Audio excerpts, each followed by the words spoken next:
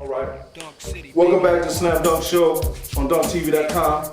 Got Will Jones here, man. He's in the house, man. This is the reason why you see Dunk TV, anything dealing with dunking, National Dunk Association, because this man came to my house and recruited me. And so, hey, coach, tell me something. How did you tell these people? How did you recruit? Well, I had a player. His name was Michael Britt, and he was a fabulous basketball player. And he jumped real high, ran. He didn't have a great jump shot, but he could hide it. He taught him how to make one to stay honest because he had a great first step. Right. Well, he graduated with first team All-American Division II, and got drafted, by the Wizards, whatever, you want to make on the tape. And I told my assistant, Doc Robinson, that I Doc, go find me another one like him or close. Okay. So I guess Doc was going to Georgetown when we were coming up there to play. Right. He wanted to play. Right. And I was in Florida. Okay. And he called me. And when he called me on the phone, he said, I think I found him. I said, man, I'm not coming back now. I was going down to recruit Johnny Jones. Right. And Johnny Jones' father was the second leading scorer at Villanova and with the 76ers. Right. I was going to recruit Johnny Jones. Right. 7, you understand, outstanding player. So Doc said, if you don't get up here, and knowing Washington, D.C. area and all the coaches and the universities, and I wanted to have a player similar to Mike, he said, Tim Stanfill. And then I came back. And you came in the game, and I came in the game, and then you scored on Michael Brown, who I had transferred and jumped, and I said, my God, but he scored and jumped. I said, I told you. So then I went home with you. I had to meet your mother and stayed on you before the other guys could get to you. But while I was in Florida, and Johnny Jones told me I needed a guard. And if I stayed for a couple of more minutes, but my flight was leaving, and I told him I couldn't, he said, my best friend wants to go to UDC with me, and all you have to do is just be there, coach, so he can beat you. I said, what is it? He said, he's a guard. I said, how big is he? He said, 6'4", 6'5". I don't really need one. I might could find one local to myself, but I gave him an excuse. Guess who the guard was? Mitch Richmond. Oh. Went to junior college, then went to Kansas State, then played, Mitch could play. Olympian, Mitch Richmond. That's what I gave up for you. Now, if anybody asked me, I got Johnny, I got you, anybody asked me, as good as Mitch Furry, when you asked that question before, were you good enough? If the powers that be had provided that push, you understand, and there wasn't an interruption in my coaching you with, what happened, then the Mitch Richmond thing could have been possible for you. You were good as that. And that was not as that kind of player. Right. You were as good as that as an off guard. At your size, if you move to the next level, you're going to be an off guard. Right. That means you're going to be a 2. Right. So you had to get into some things that could make you, but you had the athletic ability to do that. One was the defensive of that smaller guy instead of the bigger guy which you could play. Right. And that was it. This is where I want to go to. How well did I really shoot the ball? Because I really don't know. I was focused on the dunks. Yes, you were focused on the dunks and you could do the dunks. And I'll refocus you back to playing defense. But you were, I would say, one of the best shooters probably play in the area during your college time in the last 10 years. People would forget that you didn't take bad shots. Right. And you had mid-range, so you didn't miss. And people don't realize that. They only remember you for your dunks. But if you go back and you look at your statistics and you look up your statistics, you probably shot somewhere in the high 70s. You didn't miss the jump shot. You didn't miss free throws. But your passion was for the flash. You wanted the flash. You wanted the dunk.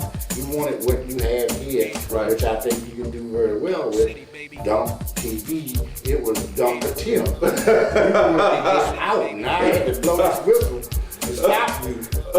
You had enough speed and quickness get back, because if you didn't get back, you wasn't gonna play. He wasn't gonna play me for real. No, he wasn't gonna play me for real, man. Just short rules, they weren't bad rules. If you're not there blocking out to take care of what you gotta take care of, that's your responsibility. Now, if you can take care of his responsibility and then sprint down there, fine. How much faster do you think you would get there? Make sure we got the ball. He still got down there in time. But the thing is, those are the things I'm telling you about teaching youngsters and fundamentals that they get. Because that registered. That didn't stop you from cheating a little bit or trying to get off, but it made you say, I have another responsibility because we don't have it all. And let me get back to my side of the bag. No question. And it could be done. No question. You could do both. Right. But you had to visualize, how am I going to do both? Right. So, coach want me to do this. Right. Coach is not going to play me. So I better do what coach tells me. That's right. And then I do that. So I just got to get quicker, stronger, and to make sure that I have a better sight and watching the ball like I should have been, and not assuming, and make sure that we got ahead of it. Then I'm down the court with my hand up, and they can't miss me. That's right. They can't miss me. Oh man, I used to love it, man. Yeah, you could run as fast with your hand up in the air. No People question. could doing this. What? No question. That just goes to show you the other thing you had a desire to want to be a very good player. And when you have those kinds of things there, you just absorb knowledge and information. Even when you couldn't do it, you wouldn't say you couldn't do it, but you would keep working on it until you got it and slipped up. You would sneak and work on it, but you wasn't gonna go out the way. I'm gonna work on it, and that's something that if you can get folks to do and teach them to do it that way, it's such a great compliment to the desire and the mindset and the will that you would have. I'm excited because there's a lot of kids, coach, that get caught up in the system. I didn't know. It took me 4 years to get to school. It took me 4 years. I couldn't get seen. But Ronnie Highsmith is the only reason why I called up at Georgetown, talked to Coach Eschwitz, and he put me on Ronnie's team on that Tuesday. That Saturday, I had to be in Washington, D.C. I found the way up there, and then from there it was history. But you know how many kids are in that type of predicament? Well, we have to go back again to the government. We have to go back to when they cut out all the social programs, all the recreation programs. There used to be a time you could go into a community and go to the recreation center, and they would tell you everybody in that area that was an athlete. Then you could go to the high school and talk to the coaches and counselors and found it out. They wiped that completely out. So they went to another method. They went to AAU. Wow. Then they went to AAU. It changed. Wow. And I still think it's good. There's some very good things with AAU. But it changed. But if you don't have kids playing in their neighborhood, in their community, they're not going to be seen on a whole wide scale. Only the best, only the ones that somebody is going to afford to send a kid somewhere to a camp or to something. But that's pay to play. Right. When they're free play, it should be. Right. Recreation centers, that's government subsidized. It should be those places. Right. Where kids go sing. Right. Or play a piano. Right. It should be those places. They cut it out. Those are social programs they cut out. And the social programs were heavy at that time politically, which I'm not that powerful, but the political party that came in power thought that was excess. Wow. And he slowly cut it all out. Wow. Well, he didn't cut that out. He just showed you how powerful you can be once you get in that office. He stopped the union. So now you don't have nobody fighting for workers. Wow. Same thing. So education is one of the things that we have to get through. And I'm not too sure that the education format is set up for kids to be successful there. You don't need to go into a classroom and sit down and they call it reading.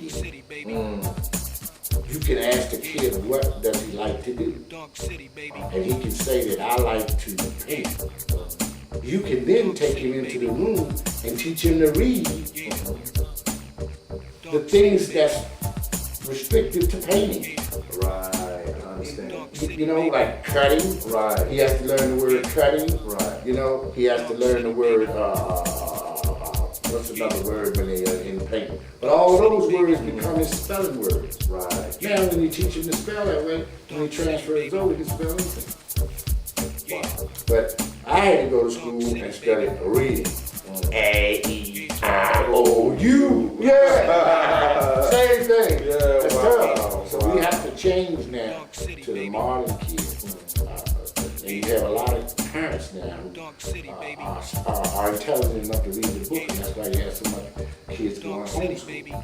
Now, homeschool, they say it doesn't, but now it's getting so popular, it affords the social contact, which wasn't there. Before, it was just because it was at home. Right. But now they get to go everywhere, and they put them in intermingling things. And other people that are, where you going? We're going to go over here. So, they're field tripping the old way, but their kids are going to be there when your kids are going to be there, and that's going to begin to start the socialness. Then you add another group from another area, and then that's going to start. Something has to change. I'm not saying that format. Right. I'm saying something has to change for the modern kid, for my grandchildren.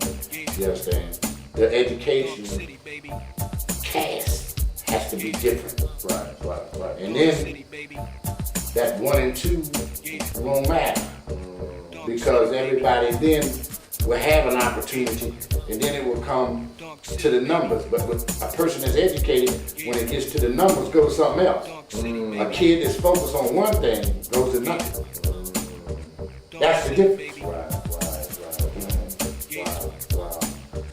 I'm just very excited because I think everybody out there knows who Will Jones is, and the key thing is that this man right here, man, is just a legend, and this right here is very special to me because I remember when he came and got me, and 8 hours he waited for me and my mother. So I thought maybe you could do something. Yeah, you know what I'm saying? So 8 hours. Definitely, 8 hours. No, but that has something to do with the way that we approach and look at it. Doc Robinson and I looked at kids real hard, differently than a lot of people. Not that we had a magic wand, it was all out there for other people to look at it. They wanted to look at those kind of things. You understand? And then how they would fit with what we already had, you know, in there. So you're lucky. Sometimes when you run, you gotta have your interests at heart and not jiving you. Right. You're lucky. Right. And the quickest way to eliminate somebody jiving you is to be educated. That's so true. We right back to the same thing. You gotta have some formal education that will help you do them things. All right, but Tiffany, you know, I think that the ride has been great for me. I'm gonna cut it off. And transferring it down. First team all metropolitan is the best. I don't have documentation on my playground when I was a little kid, but I was very good at a lot of things. Sports, Chinese checkers, paddleball, everything. crap, Right. dice. Crap learned me to count fast, so don't knock it, you understand? You know, when you shoot it in 6 and somebody say, no, it was 8, and you tell me, you gotta understand how fast to snap that money. So dice ain't all bad if you use the cube the correct way. Right. All of those things, softball, moved to baseball, football. What about your accomplishments in basketball? Tell them. Let's go down Basketball like accomplishments was, first team all that's high school. Okay. That's the best in the city. Remember, I was in a segregated situation. Right. The first year, so being one, the rest of them were white. Right. Was the only one. I was the only one good. Right. I was the only one that was so good that they had to put me there. Wow. And others were good, but they weren't that good. Right. Kick it over. Right. All right. Extra. With some sugar, they're not. Right. So they say we'll satisfy the masses, maybe, but he is that good. So all metropolitan. Then I go to college and I make all American. Then I leave there and I go and get a coaching job. I go to the Olympics, trials twice, another one of those, will pick me if you so. I got picked as an alternate. Wayne Hightower's dead now in Kansas. Got picked as an alternate. You sure could play out of Philadelphia.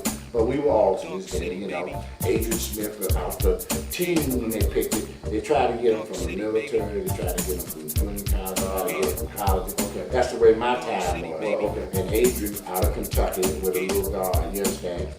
He made it, and then you had a couple of the guys that was in the military to make it. That's how they put the team together. So then, from there, I was inducted into my Hall of Fame at my university, which is very been thrilled with. Okay. And then I left as coach. Then I went to Maryland. Okay. After I went to Maryland, worked for that Purcell, I left Maryland after 5 years, and I went to UC, where I stayed 20 years and built this thing that I built.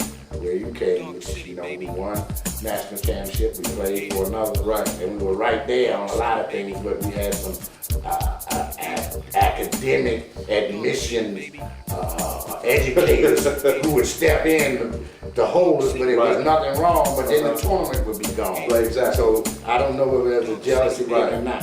So and then you leave that and you have your number, which is the top of the mountain, you understand? Compressed on top of it. So it's just been a great run. Right. Now, a lot of the other things that you've done, that a lot of people don't know, the Slam Dunk magazine picked me as one of the first, you know, for a street legend. So, you know, not only was I a proper, a normal basketball player, but also was a street legend.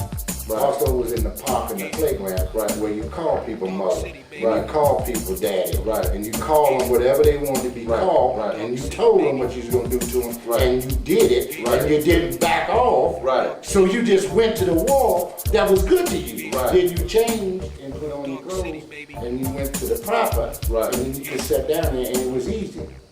Wow. Because you are pushing off a mother is a playground. You're pushing off a well-educated individual. Right. In college, it was easy to be good in college. Wow. But not easy to be good unless you want to be good in the playground. And that is an award that I hold dear and sincere. Because I was around the country. Wow. That Slam did that. Wow. Thanks to Slam. Wow. And all the other new magazines that come out that might go in.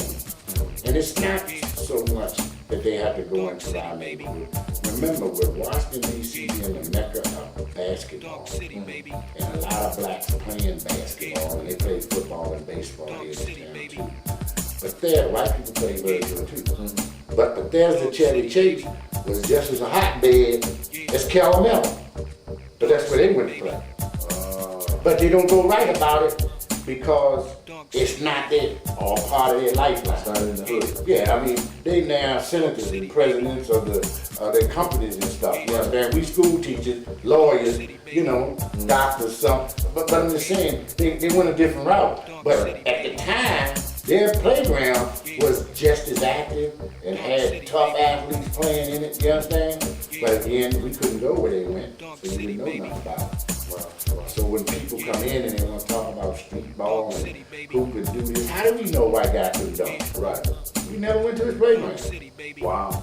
Never. Wow. I'm not sure. We need to find that out on DunkTV. We need to find that out. You need to DunkTV it and go find it. And I guarantee you that you don't make them mad because you're going to have some in there that will be of a different persuasion. Now, they ain't got to be white. Right. They might be Chinese. Then. Right. We got there might be a lot of things there. Right. And they'll be able to throw it down just like you showing with some excitement. Wow. Then the game gets good.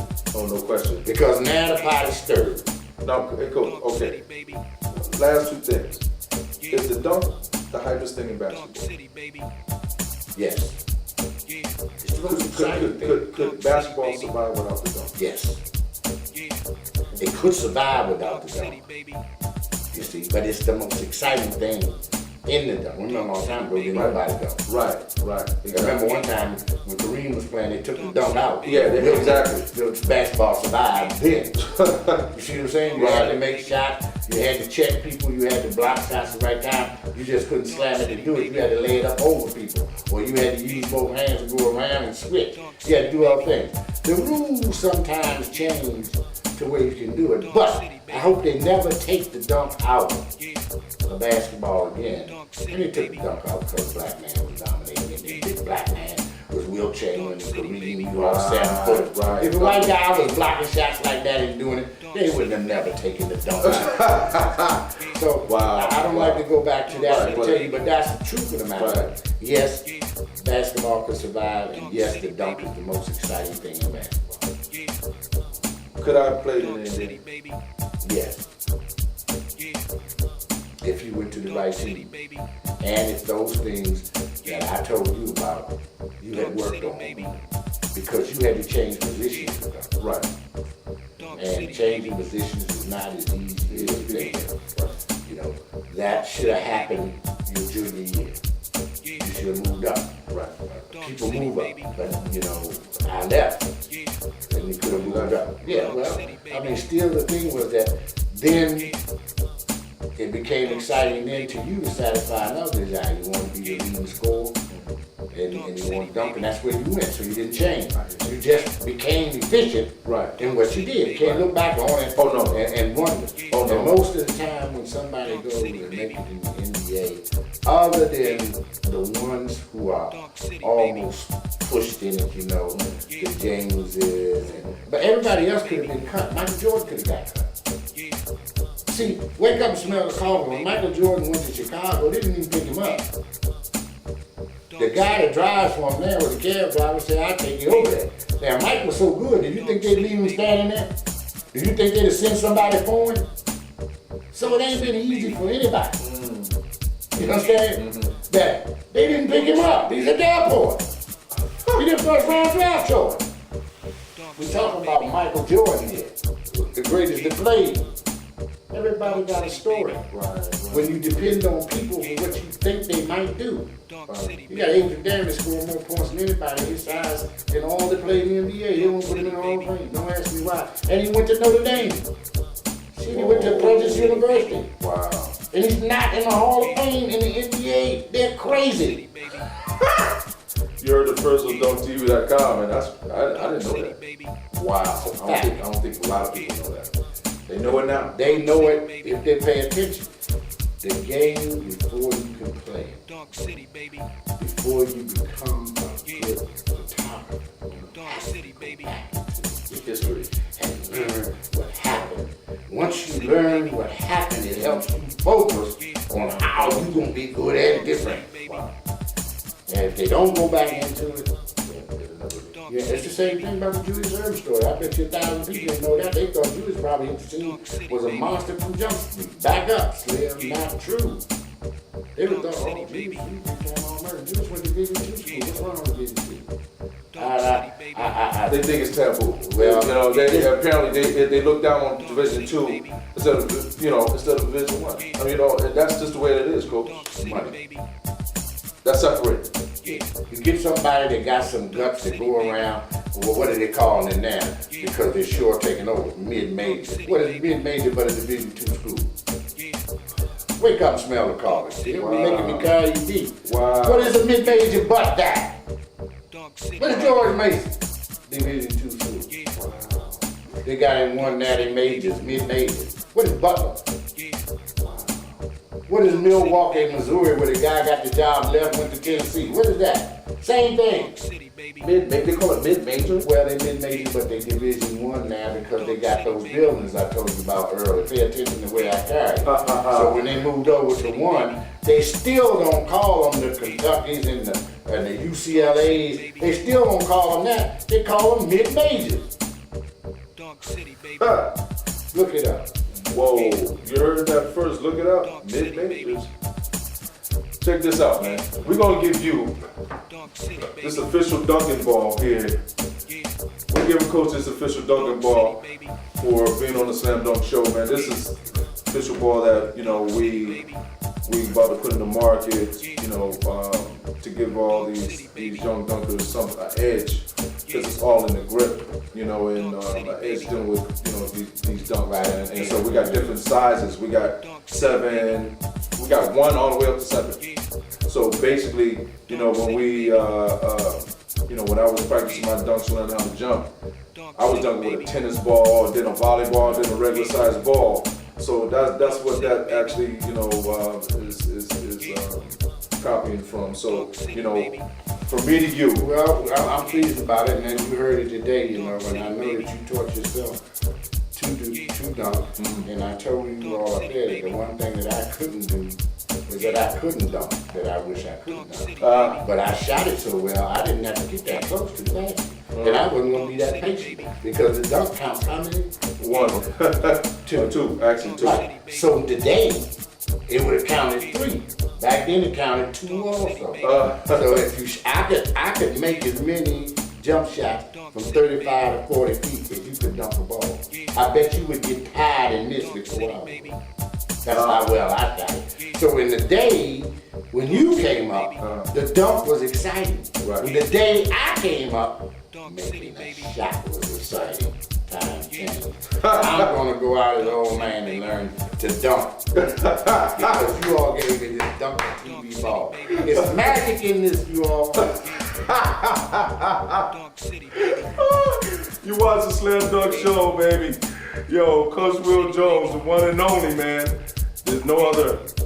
Peace. Coach, that was awesome. No, that's yours.